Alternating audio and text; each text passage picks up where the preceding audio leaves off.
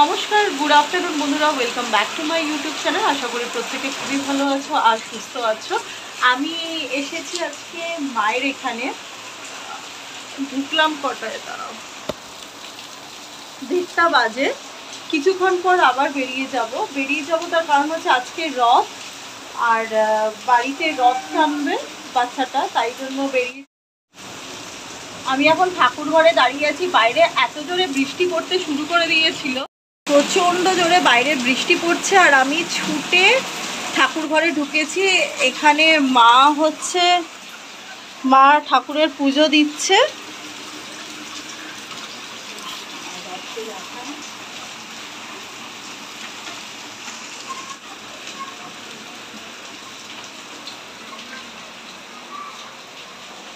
আর এখানে মা রথ সাজিয়েছে।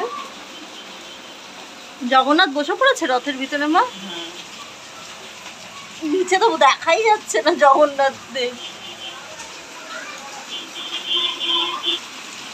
আজকে এ বাড়িতে আমার আসার কারণ হচ্ছে মায়ের জন্মদিন।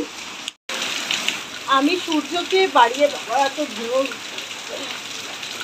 আমি বাচ্চাটা আসার সময় সূর্যকে ফোন করেছিলাম। সূর্য স্কুটি নিয়ে গেছিলো, তো সূর্যের স্কুটিতে করে আমি কেকের দোকানে গেছিলাম। ওখানে কেক কিনে নিয়ে আমি বাড়ি চলে এসেছি। আমি বলছি পিকু আর বাচ্চাটা দুজনে মিলে চলে এসছে বাড়িতে। তারপরে পিকুকে ফোন করতে দেখলাম যে পিকু এখনও আসেনি। পিকু ওখানে ওর এক বন্ধুর দোকানে দাঁড়িয়ে আছে।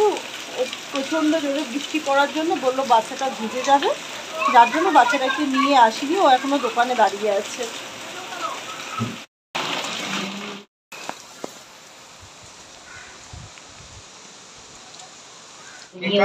যখন ছবি তো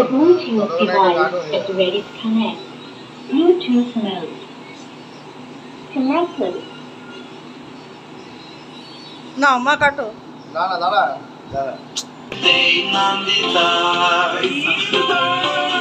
কাটো। Happy birthday.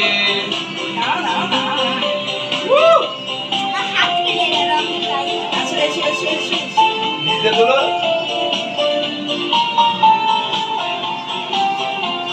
তুই হাত পাচ্ছিস না, তুই হাত Nandita, happy birthday to you. Happy birthday, happy birthday, happy birthday, Nandita. ভুলে গেছে কেন কেকটা? গরমে ছিল না। হ্যাঁ হ্যাপি বার্থডে বাবা। হাতে ধরবে না, অল্প খাবে। Happy birthday, Nandita. Happy birthday to you. Happy birthday, happy birthday, happy birthday, Nandita. আরে বাবু আয়। আমি তো খেলাম। বল আজকে আমাকে খাওয়া তুইও। আরে আমি তো খাবি চম্পা। হ্যাঁ আমাকে বের করে খাওয়া এরকম একবার। Happy birthday. Happy birthday, happy birthday, happy birthday, Nandita. I বসো আই বসো।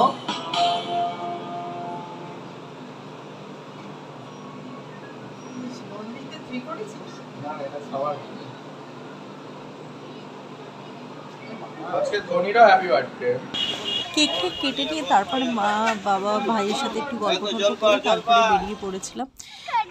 বেরিয়ে দেখি বাজারে এসে যখন বাস স্ট্যান্ডের দিকে যাচ্ছি তখন দেখছি প্রচুর জল জমে গেছে, কিন্তু বুঝতে পারলাম না এতটা জল জমার কারণটা কি।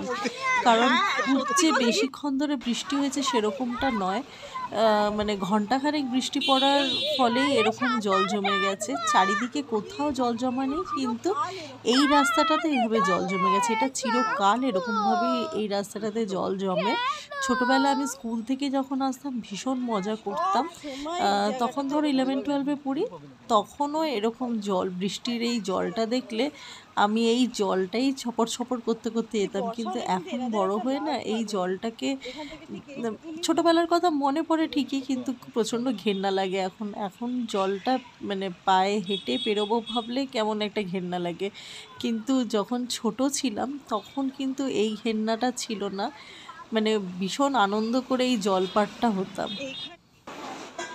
তারপর বাড়িতে ফিরে আমি আর দোয়েল এখানে রথ সাজাতে বসে পড়েছি। বাড়িতে ফিরেই রথ সাজাতে বসেছি সেরকমটা নয়, কিছুক্ষণ রেস্ট নিয়েছিলাম, তারপরে ওরা ফুলের মালা নিয়ে এলো ভাইয়া দোয়েল, তারপরে এখানে ঠাকুর মানে রথটা সাজাচ্ছিলাম। আমাদের রথ সাজানো হয়ে গেলে ভাইয়া হচ্ছে ঠাকুরের জামা কাপড়গুলো পরাচ্ছে, তারপরে রথে বসাবে। আর তোমাদের ফাইনাল ফিনিশিংটা দেখাই। এখানে দেখো ভাইয়া চারিদিকে লাইট লাগিয়েছে ঠাকুরের এখানে রথে। আর সবার উপরে বসে সুভদ্রা, তারপরে জগন্নাথ, তারপরে বলরাম বসেছে। আর দেখো কি অপূর্ব লাগছে না ঠাকুরকে দেখতে, মনে হচ্ছে যেন আমি তাকিয়েই দেখতে থাকি ঠাকুরকে, এত সুন্দর লাগছে। বাচ্চাটাকে নিয়ে সামনাসামনি রথটা টানতে যাব। আর আজকের ভিডিওটা আর বেশি বাড়ালাম না, এখানেই ভিডিওটা আমি এন্ড করছি। তো প্রত্যেকে ভালো থেকো, সুস্থ থেকো, দেখা হবে আবার একটা নেক্সট ভিডিও নিয়ে। যদিও তোমাদের কাছে ভিডিওটা যাবে অনেকটা দিন পর, প্রায় একটা সপ্তাহ পর, উল্টো রথের দিন। এরপরে আসবে উল্টো রথের ভিডিও।